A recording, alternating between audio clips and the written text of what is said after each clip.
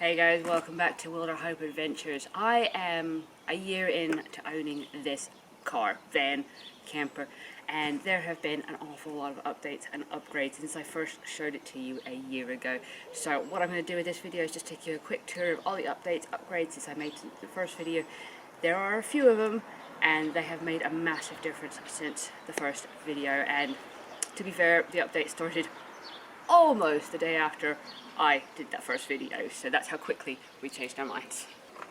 So one of the cheaper upgrades that we didn't have before, was some curtains on these windows, and where to keep them is in one of the front drawers under the seat, which I showed you before. Now these are a Tattoo, I think, brand curtains, and they fold up really small, as you can see, but they're fit with magnets. I've got a double layer because I chose black for the outside to be stealthy, but blue to match on the inside, and they just throw up on the inside of your door there and help black out the light. Now one layer is not enough to block light. That's another reason I went with two layers. I started with the black, went with the second blue layer, and they just fit nicely on. They fit any vehicle, and it just gives a really quick, easy way to get some curtains up on your front windows. But the one thing I haven't figured out yet, I'm still working on, I've still gone through several iterations of this, is how to block the windshield.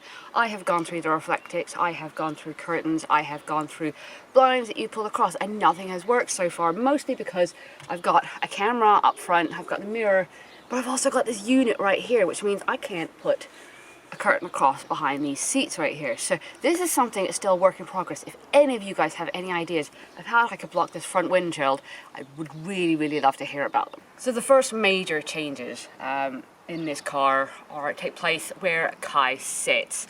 If you remember, before I had a crate that held my water, and there was also a rubbish bin right there, and those are still in here, but unfortunately, because of the length of the car, I actually ended up having to move the seat forward to give myself enough space to lie down, so that crate that we had in front is no longer there. However, what we do have, and it's brand new, and I absolutely adore it, is my Jackery. It has enabled me to get away, go camping, work for several days at a time away from home. It's provided enough power along with the solar panel that it comes with, that you could buy separately. Worthwhile investment. I don't obviously have the ability to put in a leisure battery, a solar panel on the roof, just not enough room in this car. So this Jackery, it's a Jackery 500, chose Jackery specifically because of its reputation, but I have been very happy with it, and it has been a lifesaver when I've needed to get away from my mental health, to go work on a campsite or work in the middle of nowhere.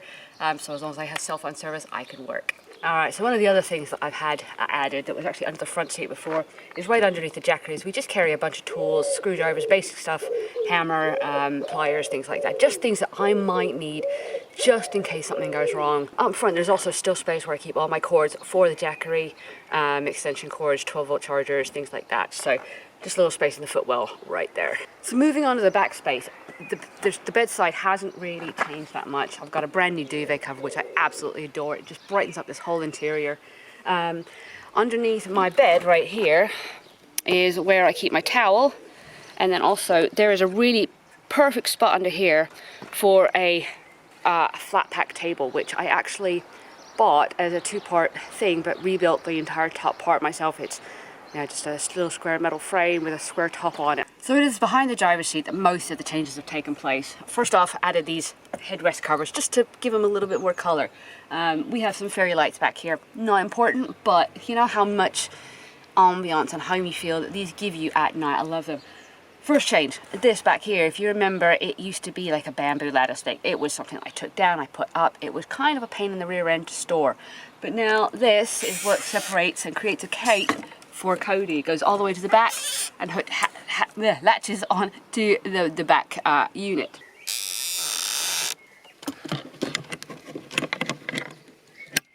But one of my favorite additions are these curtains. And you don't usually put curtains in a car, but to be fair, they make it so home-like in here. It just makes a massive difference rather than using reflectics. I like the fact that this car feels so home-like. And moving over here, so this is the new cabinet, and all these little stickers, these decals that I've added, just add that little bit of detail to make everything feel a little bit more home-like. So it's this cabinet and this build back here that is the biggest change of my last video. This right here is my electronics cupboard, and back here we have a 12-volt charger, which I've shown you before but didn't show you where I put it.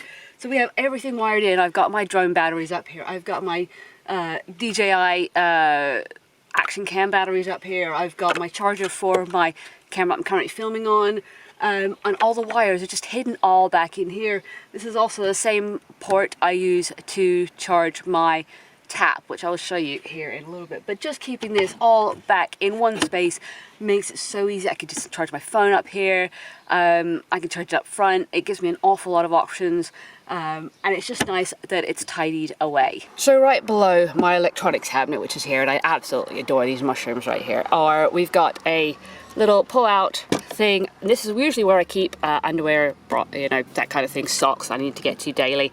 If you remember rightly, this was actually a full pull-down thing before, and with a table, but it just didn't work for me. I couldn't pull it all the way down because of the mattress. So we made a drawer out of spares.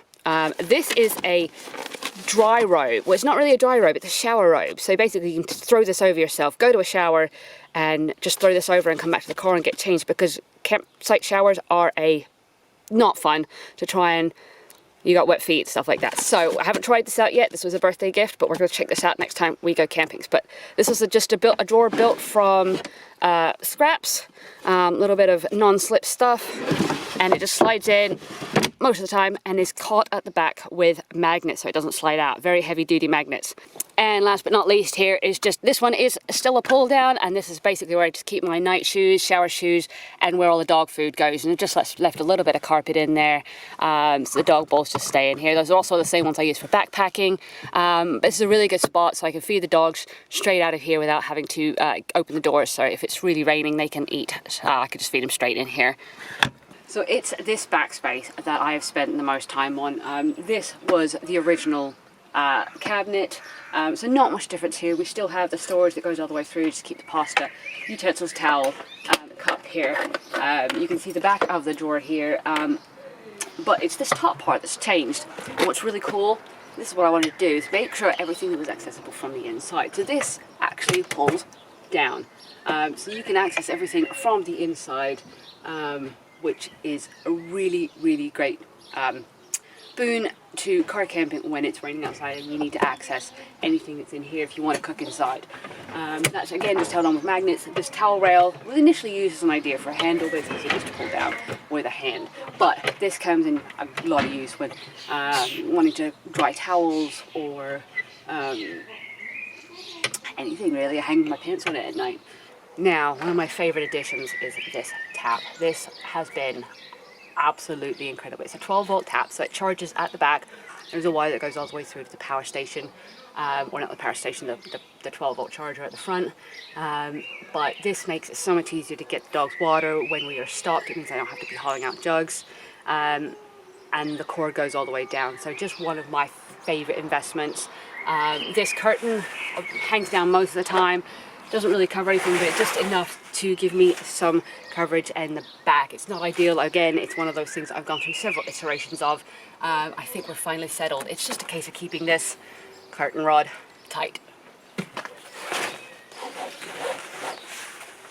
So it definitely took me a while to figure out how to keep these bottles sealed with the tube in it so I could run it at all times. Didn't have to keep taking that tube in and out because that'd get the car wet. But what I ended up using was a brewer's bung. Who knew? And the cool thing about that, it fits perfectly in the top of the bottle. It doesn't take much effort to put in, take out.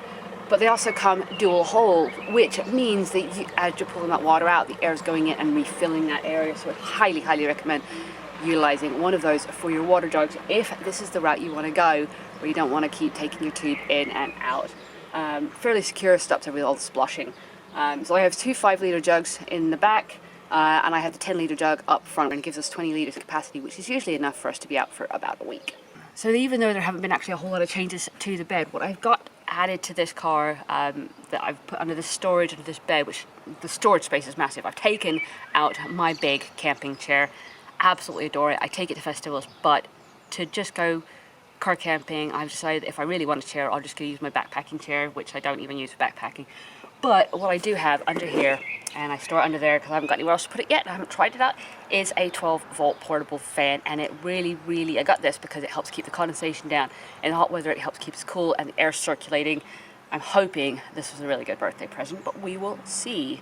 Also under here, I keep my binoculars.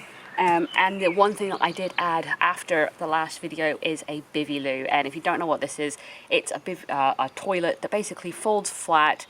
You add a bag to it. You use pet shavings, cat litter in it.